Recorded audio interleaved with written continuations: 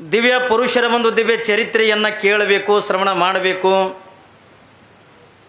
ನಾವೆಲ್ಲರೂ ಶರಣರ ದಾರಿ ಒಳಗೆ ನಡಿಬೇಕು ಅನ್ನುವಂಥ ಸದಿಚ್ಛೆಯಿಂದ ಆಗಮಿಸಿರ್ತಕ್ಕಂಥ ಯಾವತ್ತೂ ಕರ್ಜಗಿ ಗ್ರಾಮದ ಸಮಸ್ತ ಎಲ್ಲ ನನ್ನ ಶರಣ ತಂದೆ ತಾಯಿಗಳೇ, ಭಕ್ತಾದಿಗಳೇ, ತಮ್ಮೆಲ್ಲರಿಗೆ ಅನಂತ ಶರಣು ಶರಣಾರ್ಥಿಗಳು. ಸಾಗಿ ಬಂದಿರತಕ್ಕಂಥ ಪ್ರವಚನ ನಿನ್ನಿನ ದಿವಸ ಶಿವಮೊಗ್ಗ ಜಿಲ್ಲೆ ಸಾಗರ ತಾಲೂಕಿನೊಳಗಿರ್ತಕ್ಕಂಥ ಉಡತಡಿ ಅನ್ನತಕ್ಕಂಥ ಗ್ರಾಮ. ಆ ಗ್ರಾಮದ ಶ್ರೇಷ್ಠವಾಗಿರ್ತಕ್ಕಂಥ ದಂಪತಿಗಳು ನಿರ್ಮಲ ಶೆಟ್ಟಿ ಮತ್ತು ಸುಮತಿ ಅನ್ನತಕ್ಕಂಥ ದಂಪತಿಗಳ ಪುಣ್ಯ ಗರ್ಭದೊಳಗೆ ಮಹಾದೇವಿ ಅಕ್ಕ ಹುಟ್ಟುತ್ತಾಳೆ. ತನ್ನ ಬದುಕಿನುದ್ದಕ್ಕೂ ಕೂಡ ಗುರುವಿನ ಸೇವೆ ಅನ್ನತಕ್ಕಂಥನ್ನು ಮಾಡಿ ಏನೆಲ್ಲ ಆಧ್ಯಾತ್ಮದ ಚಿಂತನೆಯನ್ನು ಮಾಡಿ ಚಿಕ್ಕ ವಯಸ್ಸಿನೊಳಗೆ ಅಪಾರವಾಗಿರ್ತಕ್ಕಂಥ ಜ್ಞಾನವನ್ನು ಪಡೆದುಕೊಂಡಿರ್ತಕ್ಕಂಥವಳು ಯಾರು? ಅಕ್ಕ ಮಹಾದೇವಿ. 18ನೇ ವಯಸ್ಸಿಗೆ ಏನೆಲ್ಲ ಆಧ್ಯಾತ್ಮದ ತುತ್ತ ತುದಿಯನ್ನು ಏರಿರ್ತಕ್ಕಂಥವಳು ಮಹಾದೇವಿ ಅಕ್ಕ.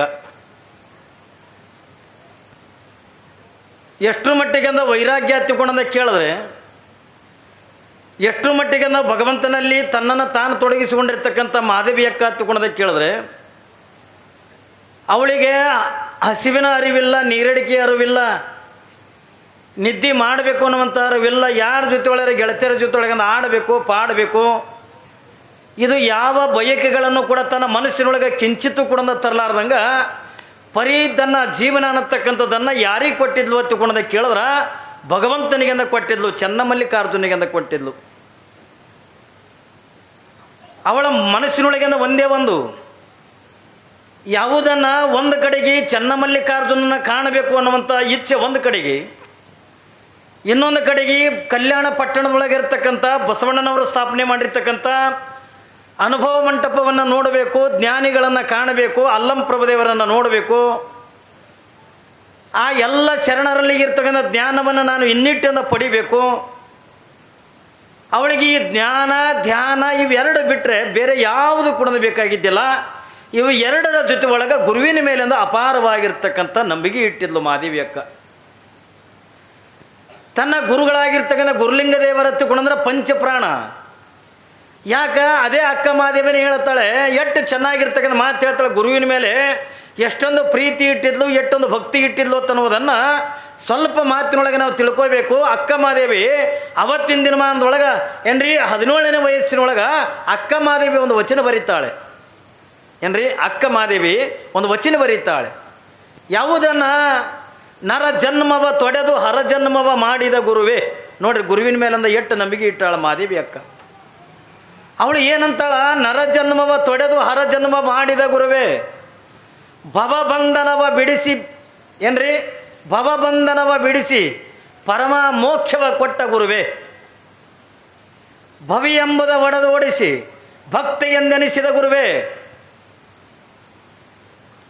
ಸರಿ ಜೋರಾಗಿ ಚಪ್ಪಾಳೆ ತಟ್ರಿ ಕ್ಯಾಡಿಗೆ ಪೂರ್ಣಂದರ ಶಿವಸಾಂಸೇ ನಮ ಪಾರ್ವತಿ ಪರಮೇಶ್ವರ ರಮಾದೇವ. ಸುತ್ತ ಎಲ್ಲಿಗೆ ಬಿಟ್ಟಿದ್ದೇವ್ರಿ?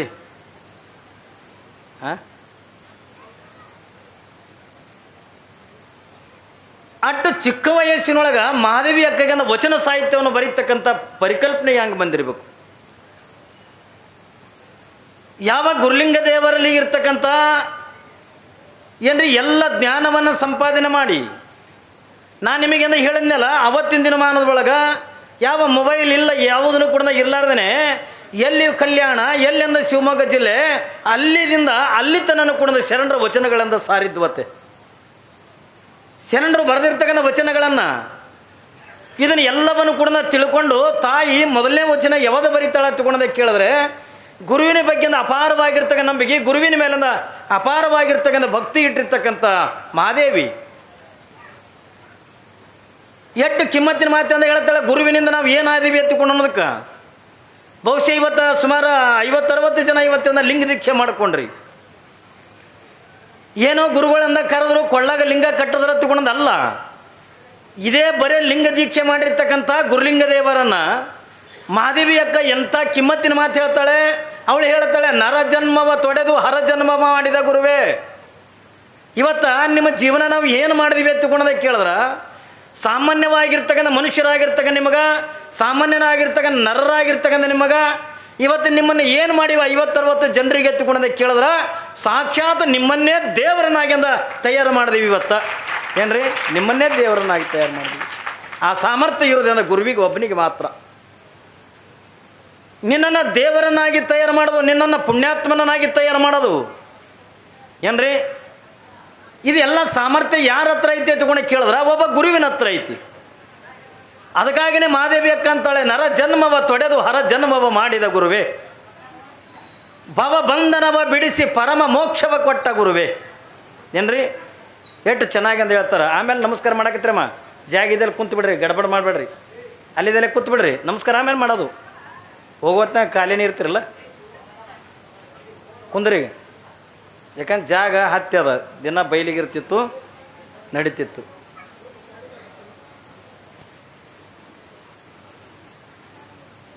ಕೇಳ್ರಿ, ಯಾಕಂದ್ರೆ ಅಪ್ಪಗಳು ಕುಡ್ದು ಹೋಗಬೇಕು, ಮಳೆ ದಾರ್ಯಾಗ ಹೊಳಿ ಏನನ್ನೋದ್ರಾಗ ಮತ್ತು ಬನ್ನಿ ಮುಡ್ಲಿಕ್ಕೆ ತಯಾರಾಗವ್ರು. ನಮ್ಮ ಮಠದಾಗ ನಾವು ಬನ್ನಿ ಮುಡಿಬೇಕಲ್ರಿ, ನಮ್ಮ ಮಠಕ್ಕೂ ಭಕ್ತರು ಬರ್ತಾರೆ, ಹೌದಾ ಇಲ್ಲ? ಅದಕ್ಕಾಗಿಯೇ ಇವತ್ತೇ ಇದನ್ನಿಂದ ಧರ್ಮಸಭೆ ಅಂತಕ್ಕಂದು ಇಟ್ಟಿವಿ. ಕೇಳ್ರಿ ಶಾಂತ. ಚಿಕ್ಕ ವಯಸ್ಸಿನೊಳಗೆ ಮಹಾದೇವಿ ಅಕ್ಕ ಈ ಎಲ್ಲ ವಚನ ಸಾಹಿತ್ಯಗಳನ್ನು ಬರಿತಾಳೆ. ಗುರುವಿನ ಬಗ್ಗೆಂದ ವಚನ ಸಾಹಿತ್ಯಗಳನ್ನು ಬರಿತಾಳೆ, ಲಿಂಗದ ಬಗ್ಗೆಂದ ವಚನ ಸಾಹಿತ್ಯಗಳನ್ನು ಬರಿತಾಳೆ. ಅವಳಿಗೆ ಯಾವ ಹವ್ಯಾಸ ಹತ್ತುಕೊಂಡ ಕೇಳಿದ್ರೆ ಒಟ್ಟು ಗುರುವಿನ ಮೇಲಿಂದ ಅಪಾರವಾಗಿರ್ತಕ್ಕ ನಂಬಿಕೆಯನ್ನು ಇಟ್ಟಿರ್ತಕ್ಕಂಥವಳು ಮಹಾದೇವಿ ಅಕ್ಕ.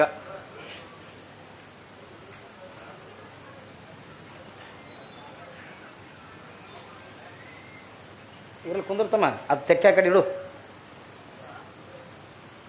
ಕುಂದ್ರು, ಕುಂದ್ರು. ಏನ್ರಿ, ಮಹಾದೇವಿ ಅಕ್ಕನಿಗೆ ಅವಳ ಜೀವನದೊಳಗಿಂದ 3 ದೊಡ್ಡ ಒಂದು ಘಟ್ಟಗಳು.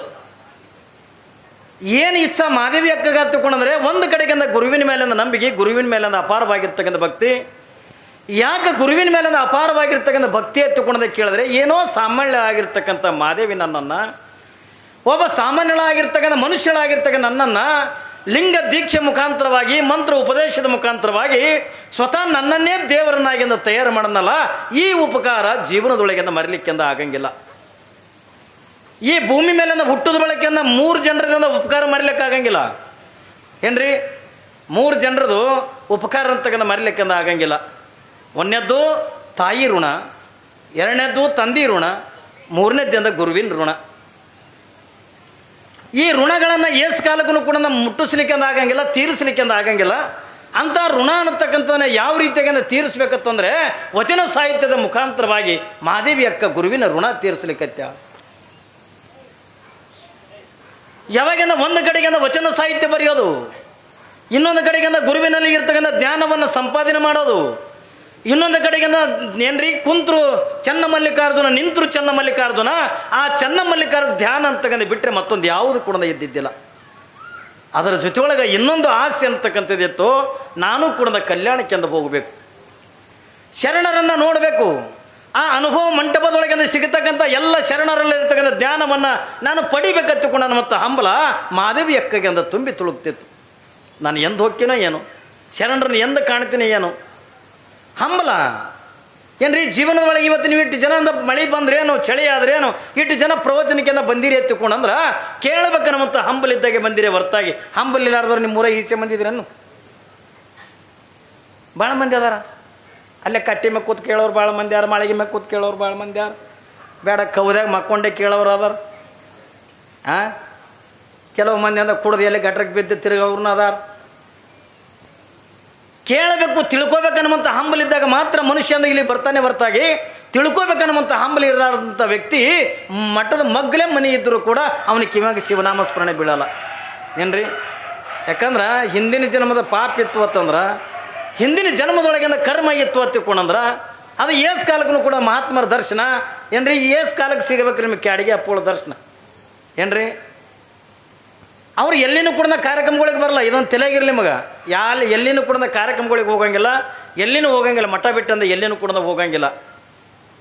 ಇವತ್ತು ಇಲ್ಲಿ ನಿಮ್ಮ ಕರ್ಜಗಿ ಊರಿಗೆ ಅಂದ ಬಂದಾರ ತಿಳ್ಕೊಂಡ್ರೆ ನಿಮಗೆ ಎಲ್ಲರಿಗೂ ಅಡಗಿಗೆ ಹೋಗಿ ಅಂದ ಅಪ್ಪಗಳ ದರ್ಶನ ಮಾಡೋಕ್ಕಾಗಂಗಿಲ್ಲ. ಇವತ್ತು ಅವರಾಗಿನ ಇಲ್ಲಿ ಬಂದಾರ ತಿಳ್ಕೊಂಡಂದಾಗ ನಾವು ಇಡೀ ಅಂದ ಏನ್ರಿ ನಮ್ಮ ಜನ್ಮ ಅಂತಗನ ಪಾವನ ಮಾಡ್ಕೋಬೇಕು, ನಮ್ಮ ಜನ್ಮ ಅಂತಗನ ಉದ್ಧಾರ ಮಾಡ್ಕೋಬೇಕಂತ ತಿಳ್ಕೊಂಡಂದ್ರೆ ನಾವು ಮನೆ ಬಿಟ್ಟು ಅಂದ ಇಲ್ಲಿ ಮಠಕ್ಕೆ ಅಂದ ಬಂದಾಗ ಮಾತ್ರ ಏನ್ರಿ ಈ ಗುಡಿಗೆ ಬಂದಾಗ ಮಾತ್ರ ಮಹಾತ್ಮರ ದರ್ಶನ ಸಿಗ್ತದೆ ಹೊರತಾಗಿ ಇಲ್ಲದೆ ಇದ್ರೆ ಸಿಗಂಗಿಲ್ಲ. ಯಾರಿಗೆ ಸಿಗ್ತದ್ರಿ? ಪೂರ್ವ ಜನ್ಮದ ಪುಣ್ಯ ಇದ್ದಾಗ ಮಾತ್ರ ಮಹಾತ್ಮರ ದರ್ಶನ ಸಿಗ್ತದ. ಪೂರ್ವ ಜನ್ಮದ ಪುಣ್ಯ ಇದ್ದಾಗ ಮಾತ್ರ ಇಂಥ ಪುರಾಣ ಪ್ರವಚನ ಕೇಳ್ತಕ್ಕಂಥ ಯೋಗ ಸಿಗ್ತದೆ. ಪುಣ್ಯ ಇದ್ದಾಗ ಮಾತ್ರ ಗುಡಿ ಗುಂಡಾರಗಳಿಂದ ಏನ್ರಿ ದೇವರುಗಳಿಂದ ದರ್ಶನ ಹಾಕವೇ ಹೊರತಾಗಿ ಎಲ್ಲಿ ಪೂರ್ವ ಜನ್ಮದ ಪುಣ್ಯ ಇರಲಿಲ್ಲ ತಂದು ನಾವು ಏನೂ ಮಾಡೋಕ್ಕಾಗಂಗಿಲ್ಲ. ಇಲ್ಲಿ ಮಹಾದೇವಿ ಅಕ್ಕನ ಪೂರ್ವ ಜನ್ಮದ ಪುಣ್ಯ ಎಂಥದು?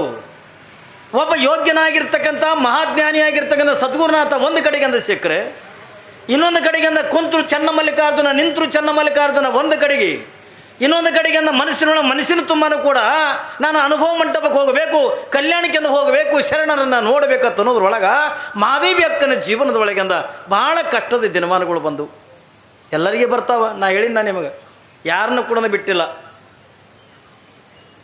ಎಂತೆಂಥ ಮಹಾತ್ಮರಿಗೆ ಅಂದ ಬಿಟ್ಟಿಲ್ಲ, ಯಾವ ಶರಣರಿಗೂ ಕೂಡ ಬಿಟ್ಟಿಲ್ಲ. ಎಲ್ಲರಿಗೆ ಒಂದು ಪ್ರಸಂಗದ ಒಳಗಿಂದ ಎಲ್ಲ ಜೀವಿಗಳಿಗೂ ಕೂಡ ಇವತ್ತು ನಾನು ನಿಮ್ಮ ಇದ್ರಿಗೆ ಕೂತ್ಕೊಂಡು ಇಟ್ಟು ಪುರಾಣ ಹೇಳ್ತೀವಿ ಎತ್ಕೊಂಡ್ರೆ ನಮಗೇನು ಕಷ್ಟಗಳು ಬಿಟ್ಟವೇನ್ರಿ ಎತ್ಕೊಂಡ ಕೇಳಿದ್ರೆ ನಮಗೂ ಕೂಡ ಬಿಟ್ಟಿಲ್ಲ. ಬಿಟ್ಟವಂದ್ರೇನ್ರಿ? ನಮಗೂ ಬಿಟ್ಟಿಲ್ಲ. ಎಷ್ಟರ ಮಟ್ಟಿಗೆ ಕಷ್ಟಪಟ್ಟಿವಿ ಎತ್ಕೊಂಡು ಕೇಳಿದ್ರೆ ಅಪ್ಪಗಳು ನಾವು ಕೂಡೇ ಕಲ್ತೀವಿ ಏನ್ರಿ, ಶಿವಯೋಗ ಮಂದಿರದೊಳಗೆ ಅಪ್ಪಗಳು ನಾವು ಕೂಡೇ ಇದ್ದೀವಿ. ಅವತ್ತಿನ ಜೀವನ ನೋಡಿದ್ರಿಂದ ಎಷ್ಟರ ಮಟ್ಟಿಗೆ ಕಷ್ಟ. ಒಂದು ಕಡೆಗೆ ಮನೆತನದೊಳಗೆ ಬಡತನ ಜೀವನ, ಇನ್ನೊಂದು ಕಡೆಗೆ ಕಲಿಬೇಕನ್ನುವಂಥ ಹಂಬಲ. ಕಲಿಸೋರು ನಮಗೆ ಯಾರೂ ದಿಕ್ಕಿಲ್ಲ ಏನ್ರಿ. ಯಾರ್ದು ಸೇವಾ ಮಾಡಬೇಕು, ಯಾರೋ ಹಾಕಿದಿಂದ ಊಟ ಮಾಡಬೇಕು, ಯಾರ ಬಲ್ಲೆನೂ ಇರಬೇಕು, ಏನೋ ಎರಡು ಅಕ್ಷರಂದ ಕಲಿಬೇಕು. ಆ ಕಷ್ಟಗಳಿಂದ ಎಲ್ಲರಿಗೂ ಕೂಡ ಬರ್ತಾವ ಏನ್ರಿ.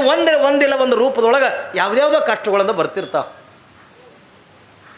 ಆದ್ರೆ ಮಹಾದೇವಿ ಅಕ್ಕಗಿಂದ ಬಂದಿರ್ತಕ್ಕಂಥ ಕಷ್ಟ ನಮಗೆ ಯಾರಿಗಿನ ಕೂಡ ಬರಬಾರ್ದು. ಜೀವನದ ಒಳಗೆ ನಮ್ಮದೇ ಒಂದು ದೊಡ್ಡ ಕಷ್ಟ ಹತ್ತುಕೊಂಡಂತೀವಲ್ಲ, ಯಾವಾಗ ಮಹಾದೇವಿ ಅಕ್ಕನ ಜೀವನ ಹೆಂಗೆ ಹತ್ತುಕೊಂಡ ಕೇಳಿದ್ರೆ ಅವಳು ಕೇವಲ ಆಧ್ಯಾತ್ಮದ ಬದುಕಿಗಾಗಿಂದ ಜೀವನ ಇಟ್ಟಿರ್ತಕ್ಕಂಥ ಹೆಣ್ಣು ಮಗಳು. ನಿನ್ನಿನ ದಿವಸದ ಕೌಶಿಕ ಮಹಾರಾಜ ಅವಳ ತಂದೆ ತಾಯಿಗಳಾಗಿರ್ತಕ್ಕಂಥ ಯಾವ ನಿರ್ಮಲ ಶೆಟ್ಟಿ ಮತ್ತು ಸುಮತಿಯರಿಗೆಂದ ಮನೆಗೆ ಅರಮನೆ ಒಳಗೆಂದ ಕರ್ಕೊಂಡೋಗಿ ಕಷ್ಟಗಳನ್ನು ಕೊಡ್ತಾನೆ. ಏನೆಲ್ಲ ಚಿತ್ರ ಹಿಂಸೆ ಅಂತಗನ ಕೊಡ್ತಾನೆ. ನಾ ಹೇಳಿನಲ್ಲಿ ಮಗ, ಅನ್ನ ಕೊಡುವಂಗಿಲ್ಲ, ನೀರು ಕೊಡುವಂಗಿಲ್ಲ, ಅದು ಆಟ ಆದ್ರೆ ಏನು ಪರವಾಗಿದ್ದಿದ್ದಿಲ್ಲ. ಕಾದ ಕಬ್ಬಣದ ಸಲಾಕೆಯಿಂದ ಪಾಪ ತಂದೆ ತಾಯಿಗಿಂದ ಬರಿ ಕೊಡ್ತಾನ. ಕಾದ ಕಬ್ಬಣದ ಸಲಾಕೆಯಿಂದ ಬಡಿತಾನ.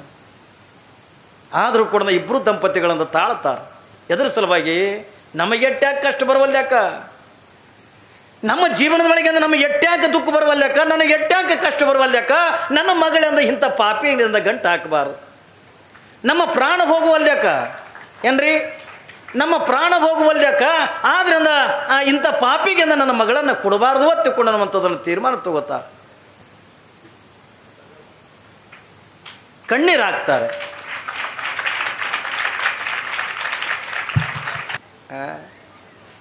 ಎಲ್ಲಿ ಬಿಟ್ಟಿದ್ದೇವ್ರಿ. ಇಲ್ಲಿ ನಿರ್ಮಲ ಶೆಟ್ಟಿ ಮತ್ತು ಸುಮತಿಯರಿಗೆ ಇಟ್ಟರ ಮಟ್ಟಿಗೆ ಕಷ್ಟ ಕೊಡ್ತಾರಲ್ಲ, ಈ ಎಲ್ಲ ಕೊಡ್ತಕ್ಕಂಥ ಕೌಶಿಕ ಮಹಾರಾಜ ಕೊಡ್ತಕ್ಕಂಥ ಕಷ್ಟಗಳನ್ನೆಲ್ಲ ಸಹಿಸ್ಕೋತಾರೆ ತಂದೆ ತಾಯಿ. ಎದರ ಸಲುವಾಗಿ? ಮಗಳ ಸುಖಕ್ಕಾಗಿ, ತನ್ನ ಮಗಳ ಆನಂದಕ್ಕಾಗಿ, ಮಗಳ ಸುಖಕ್ಕಾಗಿ. ಒಂದು ವೇಳೆ ನಾವು ಈ ಪೆಟ್ಟುಗಳನ್ನು ತಾಳಲಾರ್ದೇನೆ ಅಯ್ಯೋ ನನ್ನ ಮಗಳನ್ನು ನಿನಗೆ ಕೊಡ್ತೀವಿ ಎತ್ತಿಕೊಂಡಂದು ಮಾತು ಕೊಟ್ರ, ಒಂದು ವೇಳೆ ಮಗಳನ್ನು ಕೊಟ್ಟಿವಿ ಎತ್ತಿಕೊಂಡಂದ್ರೆ ಇಂಥ ಪಾಪಿ ಜೊತೆ ಒಳಗೆ ನನ್ನ ಮಗಳ ಬದುಕು ಕಳಿಬೇಕಲ್ಲ. ಬೇಡ, ನಮಗೆ ಎಟ್ಟ್ಯಾಕೆ ಚಿತ್ರಹಿಂಸೆ ಕೊಡುವ ಲೆಕ್ಕ, ನಮ್ಮನ್ನು ಪ್ರಾಣ ಬೇಕಾದ್ರೂ ಕೂಡ ತೆಗೆಯೋ ಲೆಕ್ಕ, ಆದ್ರೆ ಮಗಳನ್ನ ಕೊಡ್ತೀವಿ ಅಂತ ಮಾತು ನಾವು ಒಪ್ಕೊಳ್ಳಂಗಿಲ್ಲ ತಂದು ತಾಳ್ತಾರೆ. ಆದರೆ ಇಲ್ಲಿ ತಂದೆ ತಾಯಿ ತಾಳ್ತಾರೆ ಹೊರತಾಗಿ ಮಗಳಾಗಿರ್ತಕ್ಕಂಥ ಮಹಾದೇವಿ ತಾಳಂಗಿಲ್ಲ. ಯಾಕ? ತಂದೆ ತಾಯಿ ಕಷ್ಟಗಳನ್ನು ಕೊಡ್ಲಿಕ್ಕತ್ತಾರೆ, ತಂದೆ ತಾಯಿಗೆಂದ ದುಃಖವನ್ನು ಕೊಡ್ಲಿಕ್ಕತ್ತಾರೆ.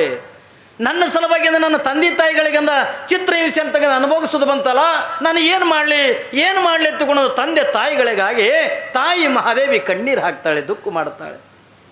ಇದನ್ನೆಲ್ಲ ಹೇಳಕ್ಕೆ ಬಂದಿರತಕ್ಕಂಥ ಮಂತ್ರಿಗೆ ಮಹಾದೇವಿ ಅಂತಾಳೆ, ಅಣ್ಣ ಯಾವಾಗಿಂದ ನನ್ನ ತಂದೆ ತಾಯಿಗಿದ್ರೆ ಇಷ್ಟು ಕಷ್ಟ ಕೊಡಕತ್ತಿರತ್ತಂದಾಗ, ನನ್ನ ತಂದೆ ತಾಯಿ ನನ್ನಿಂದ ಇಷ್ಟೊಂದು ಚಿತ್ರಹಿಂಸೆ ಅನುಭವಿಸ್ತಾರತ್ತಂದ್ರೆ ಬೇಡ, ನಾನು ಅವನನ್ನು ಮದುವೆ ಮಾಡ್ಕೋತೀನಿ ಎತ್ತುಕೊಂಡಂದು ಹೇಳು. ಯಾರನ್ನ? ಕೌಶಿಕ ಮಹಾರಾಜನನ್ನು ಮದುವೆ ಮಾಡ್ಕೋತೀನಿ ಎತ್ತುಕೊಂಡಂದು ಹೇಳು. ಮೊದಲು ನನ್ನ ತಂದೆ ತಾಯಿಗೆ ಬಿಡು ಎತ್ತಿಕೊಂಡಂದು ಹೇಳು. ಯಾವಾಗಿಂದ ಮಂತ್ರಿ ನಿನ್ನಿನ ದಿವಸ ನಾಟ ಖುಷಿ ಪಟ್ನಲ್ಲ, ಯಾಕೆ ಮಾದೇವಿ ಮದುವೆ ಮಾಡ್ಕೊಳಕ್ಕೆ ಅಂತ ಒಪ್ಕೊಂಡ್ಳು. ಅವತ್ತಿನ ದಿನಮಾನದೊಳಗೆ ಆ ಮಲೆನಾಡಿನೊಳಗೆ ಏನ್ರಿ ಮಾದೇವಿ ಅಂತ ಸೌಂದರ್ಯವತಿ ಆಗಿರ್ತಕ್ಕಂಥ ಹೆಣ್ಣೆ ಇದ್ದಿದ್ದಿಲ್ಲ.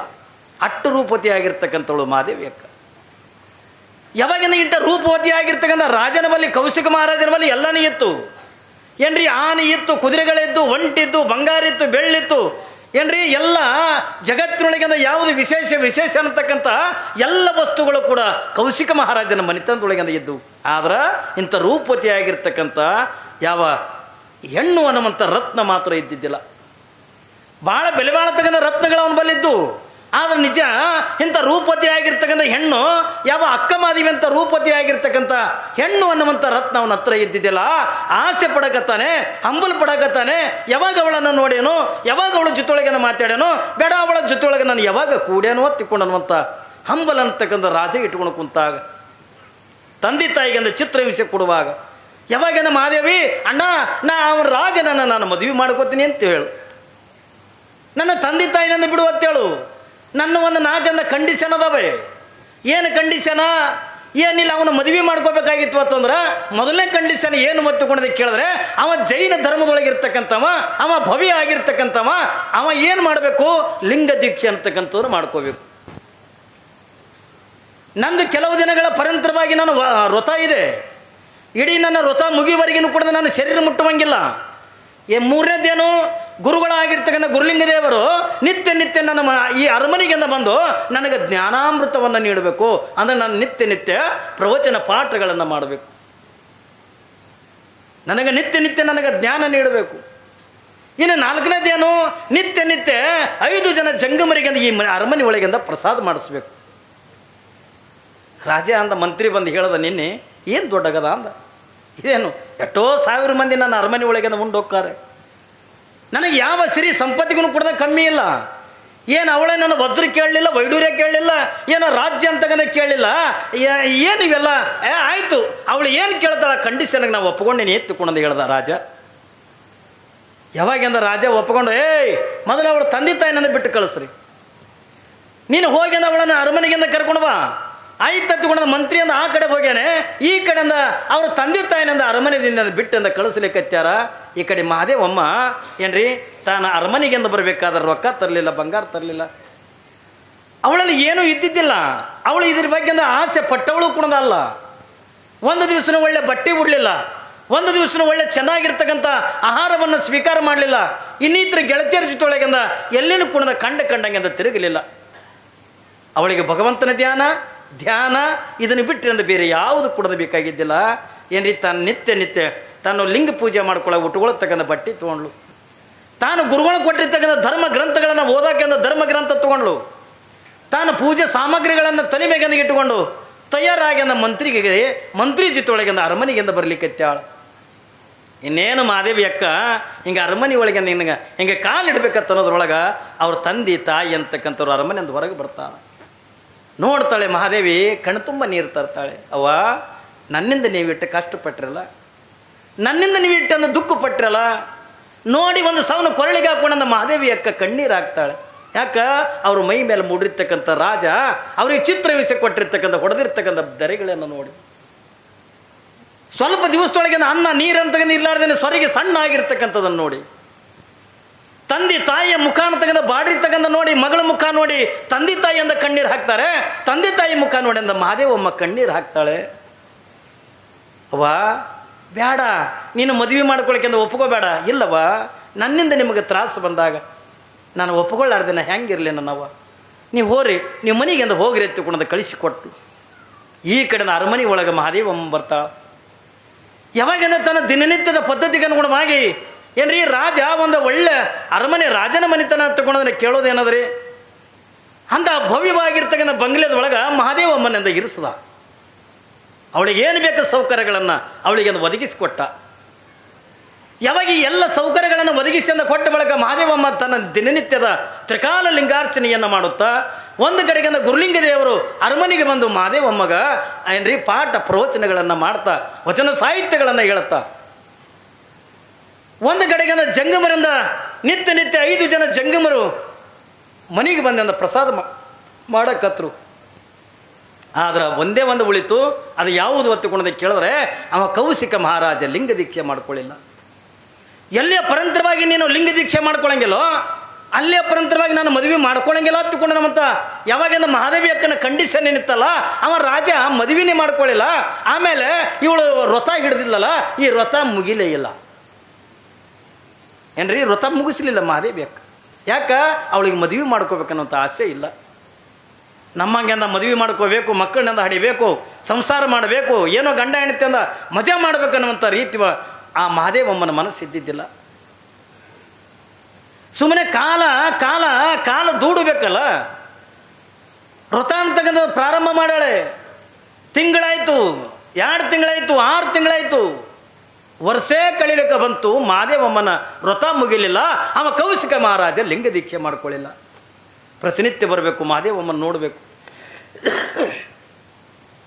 ನೋಡಬೇಕು, ಹೋಗಬೇಕು. ಯಾಕಂದ್ರೆ ವ್ರತನೇ ಮುಗಿದಿಲ್ಲ ಏನ್ರಿ, ವರ್ಷಗಟ್ಟಲೆ ಕುಡಿದ ತಾಳದವ ಕೌಶಿಕ ಮಹಾರಾಜ. ನಾನು ನಿಮಗೆಂದು ಹೇಳಿನಲ್ಲ ಏನ್ರಿ, ಕಾಮಾತುರಾಣಂ ನ ಭಯಂ ನ ಲಜ್ಜತ್ತುಕೊಂಡಂದಾಗ ಕಾಮದ ಆತುರನ ಆಗಿರ್ತಕ್ಕಂಥವನಿಗೆ ನಾನು ಏನದೀನಿ, ನಾನು ಯಾರದೀನಿ, ನನ್ನ ಸ್ಥಾನ ಏನು, ನನ್ನ ಮಾನ ಏನು ಅಂತಕ್ಕಂಥ ಖಬರ ಮೈಯಾಗಿಂದ ಇರಂಗಿಲ್ಲ, ಅವನ ಮನಸ್ಸ ದೇಹದೊಳಗಿರಂಗಿಲ್ಲ. ಮನಸ್ಸ ಕೆಟ್ಟದಕ್ಕಿಂತ ಕೊಟ್ಟು ಬಿಟ್ಟಿದ್ದ. ಹೇಳ್ತಿಲ್ಲ ಒಬ್ಬ ಜಾನಪದ ಕವಿ, ಜಾಣಿ ನನ್ನ ಮಗಳನ್ನು ಯಾರಿಗೆ ಕೊಡಲಿವ, ಕ್ವಾಟಿಯ ಮ್ಯಾಲಿರುವ ಕೊರಭಾಗ, ಕ್ವಾಟಿಯ ಮ್ಯಾಲಿರುವ ಕೊರಭಾಗ ಕೊಟ್ಟಾರ, ಕಸವರಿಗೆ ಚಿಂತೆ ನನಗಿಲ್ಲ, ಕಸವರಿಗೆ ಚಿಂತೆ ನನಗಿಲ್ಲ. ನೋಡ್ರಿ ಎಷ್ಟು ಚಂದ ಹೇಳ್ತಾರ. ಮಗಳು ಬೆಳೆದು ದೊಡ್ಡವಳಾಗಿ ನಿಂತಾಳ,